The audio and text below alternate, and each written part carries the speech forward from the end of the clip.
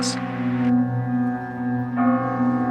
All humans around the world only share one thing. It is not love. It is not kindness. It is not anger. There is only one thing that all humans being has in common, all around the world. Imperfection. We are all flawed.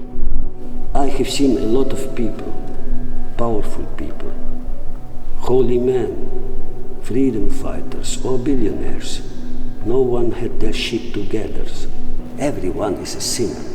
Everyone is struggling. If you want to be free, if you want to be focused on your goals, if you want to worry less, there is one thing that helps. Trust me. Ask for forgiveness, and at the same time forgive those who had sinned against you.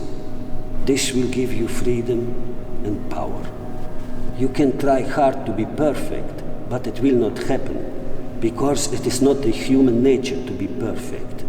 The only solution for this is forgiveness. So take one day in a month where you forgive one person who have sinned against you. And at the same day, ask one person you sinned against for forgiveness.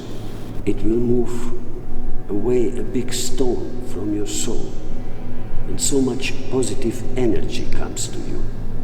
You will be more free, more powerful, and more concentrated after that. Now go out and take care of business. Be honorable.